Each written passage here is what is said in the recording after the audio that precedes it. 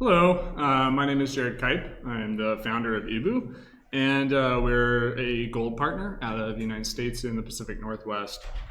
So today's talk is titled Power Up Your HR and Employee Management with Odoo. And I'll go over here, or not. Brief technical difficulties here. Okay, so while this is an HR topic, and I'm sure that you've been to a lot of HR talks with Odoo before, we're going to be talking about some scenarios that cannot be addressed out of the core. And so we're covering specifically these kind of modules from our open source work. I'll do my best to try to remember their names and specifically when they come up during the flow, because for the most part, it's just going to be like a normal HR demonstration. So, to set the stage here, we're working in a company called Hibou Sweets with a bakery, if you will, that is trying to hire some new employees specifically related to a delivery team. So to kind of get things kicked off, we're going to come over into recruitment. These are all job positions. They're the same job that you select when you're filling in an employee form at the kind of the first place, right? But with recruitment installed, they have a lot more things going on. So they've got hired percentages and things, and we'll get to that. So I'll create a new one, and we'll title this delivery driver. And we could do the job alias, but we'll create an edit and find more. So we need a new department, as it's a new department. So I will title this delivery. Create an edit. I'll make myself the manager of it. And we'll set the parent department to be sales. When we saved, we've got sales/delivery because of that parent-child relationship. Interview form, which comes from the survey module. It's very useful. I'm not going to be going into it too much today, specifically because the form in it, well, rather I want to point out though that the form in its kind of native state is not really appropriate for the US market. So just keep that in mind. You need to change some of those questions. Job location is basically just where the employee would be showing up to work, so that if you have multiple locations, you choose the one that's related to that specific office. Email alias, you can set up to basically allow somebody to email that alias and it'll just create a new job application. It's very useful for like a business card or something that you might want to hand out, and then they can apply it online like that. Recruitment responsible, I'll put myself, and then over here for HR responsible, I'll put myself as well. I'll change this to 2, and we'll go ahead and hit save. So we're in recruitment in progress. We can, of course, stop recruitment, and we'll see later how the kind of percentages of that work. The first thing that I want to talk about that's slightly custom is this expenses area over here. So I'll click on it, and we'll get a little tree view to be able to create a new expense. And because of the fact that I came there from the job, it's already linked to it, but this is the new field here. And that allows you to collect up expenses, like let's say monster.com, that are related to actually hiring an employee for reporting purposes and things. New thing here, also vendor. If you're familiar with expenses and stuff in general, one of the things you probably run into is that when you're reconciling an expense, the employee is the person that the expense goes with, and it's can be a little confusing depending on how your organization is set up. So I'm going to choose monster.com as the actual vendor here, and I'll put $150 as the expense. We're going to say that it's a company expense, and from here on out, I'm basically just going to go through the workflow real fast to finish it. Okay, so now the expense is done. If I pop all the way back out to my job position here, I'll see that my smart button is updated with the new total amount of expenses that have been approved for that job position. I can also go over to accounting real fast and show you more about that reconciliation, because if I reconcile here, it automatically found the reconciliation because I don't have that many things going on in here. But you'll note that it actually attached the vendor as the partner on record for this particular expense and not the employee. So it does make reconciliation easier if that's a problem that you're finding yourself in. All right, so we'll go back over to my recruitment form, or recruitment job. So we'll go to the front end of the website. Everybody's probably familiar with the way this works, but I'll go ahead and edit and drag in a little block over here, and probably seen it a couple of times, but we'll change the photo and we'll just make this look a little bit worse, and then we'll save it. So we got the publish slider up here, and we'll publish it, and now we can just take this URL and go over to our, well, actually, I guess we can go to jobs postings over here, and we'll have our delivery driver, including the place that the selected position is at. So we can come over here and apply now. We'll make Jim.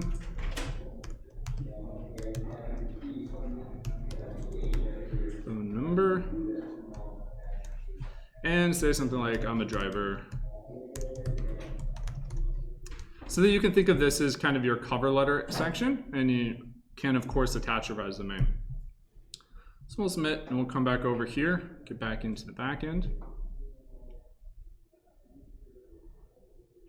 And we'll see that we have one application.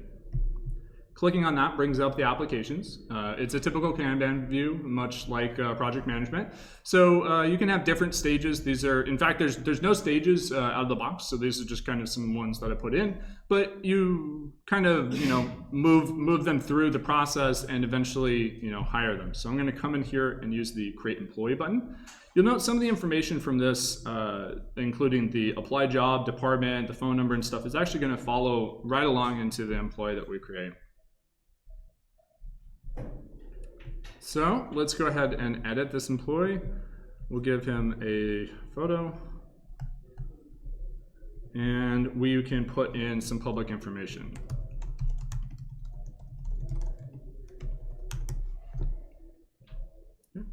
We'll use the publish on the website button to go to the front end again, and we can join Jim into the team just as easy as that.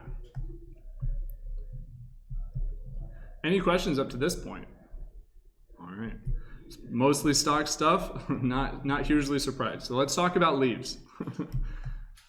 So one thing that comes up quite often with leaves is that you want to grant a certain amount of time periodically, potentially when the employee begins. So what we can do is we can change this to be by tag, which is stock Odoo, and we'll make a new tag called new hire. And we'll grant maybe 3 days to begin with. And we'll make a new one called PTO, paid time off. And right now, this won't really do anything. If you've used this functionality before, it shouldn't be a surprise to you. That tag we just created, no employees have that tag, so it's not going to do anything. But we can choose this grant by tag button option here and approve this, allocation. Now, if we go and take this new hire tag and go attach it onto my employee that I just hired,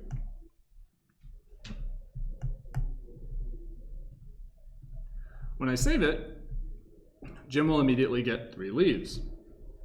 So that's pretty cool, but we can do a little bit better here. We can go back over to our leaves allocation.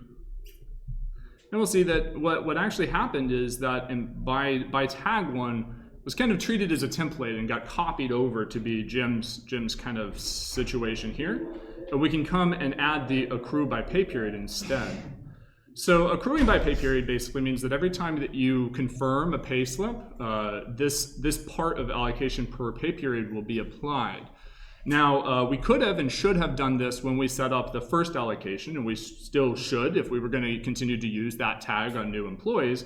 But realistically, we can actually have a per employee kind of allocation, and this is just the outcome of what happens when you apply that tag. So we'll give Jim half a day. Oh, by the way, the math for that, right? So it's dependent on your organization. Most people or most organizations have bands, so the longer you're with the company, the more time you get. But usually you don't want to get it all up front like we just did with those 3 days. You actually want to allocate it over a period of time. So you take the time that you want to allocate, like say 6 days or something, and then you divide it by the pay periods that you're going to do. So if you're going to have monthlies for 6, then it's half a day basically per pay period. We can also set a cap on that, so we could say that we don't want more than 4 days of accrual. Hit save.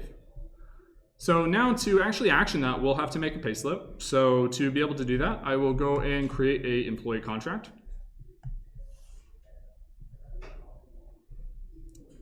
And we'll say Jim 2018. We have a salary structure. We'll pick the California employee. And we have to give a wage. We'll say $2,000 a month. Over on the other information, I will fill in the journal for payroll. And that's pretty much all that I really need to do to get this working, other than setting it and running. That's of Odoo 11. It has to be running for it to show up in payroll. So we'll create a payslip for Jim. And we will compute sheet. See that it discovered the contract and the salary structure and everything. We see, all of the information that comes through for a California employee. And at this point, we can confirm. Maybe. So the employee immediately got half a day. And in fact, if we duplicate this payslip and compute and confirm, so this will be 4 days now. And if we do it once more, we'll see that we have in fact hit the limit. And no more October payslips are going to be giving him any more days off. So. And back to Jim, and we're capped at 4. So those were some of the modules. Specifically, we discussed the expenses on job types, and I have some other ones here. Why don't we just go back over to our list.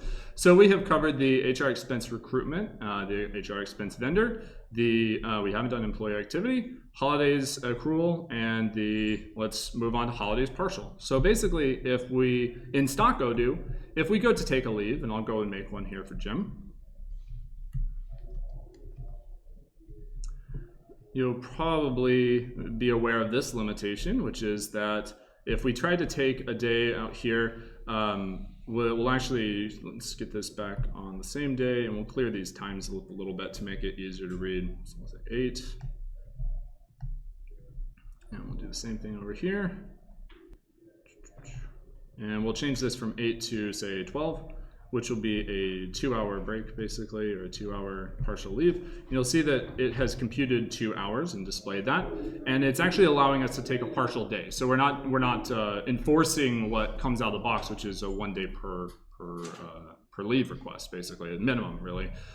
So the math for that, obviously, internally, the number of hours in a day is set as 8 hours per day, and so effectively, if you're taking 2 hours, you're taking a quarter of a day. If we take this and set the time to 16, then we will take 0.75 days.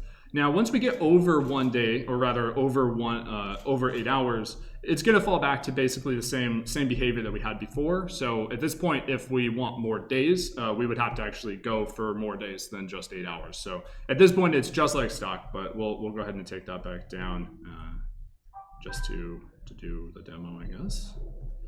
And we'll approve that. And we'll see that that Jim has dropped back down and is now eligible to receive more time. All right, so another thing before I leave Jim is that we might want to schedule out that new hire tag coming away, and possibly a new one. So you can do reviews and things like that. We have schedule activity. We could do one for, we'll just do a to-do, and we'll say 1 year review, and we'll set this out to the next year. October 9th. Schedule. Might be surprised, but that is not stock functionality. It somehow missed they missed a lot of the HR stuff when they were assigning activities out. All right, let's take a look at my list here, and I think we're more or less moving on to the final one, which is the payroll payments. So all these pay slips that we had, they've been accruing balances for the employee in the back end, and if we use our register payment button up here, it will pull out any unreconciled accounts payable from the journal entry that's linked onto this, and get that as your total. It'll also pull over the slip, and you can choose your bank and choose to print a check, and go and print a check in accounting. And that's pretty much the end of that. So any questions? There's a lot of scenarios there. I'm sure you guys have a lot of scenarios as well.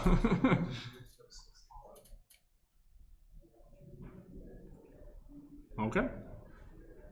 Well, thank you for coming to the talk then.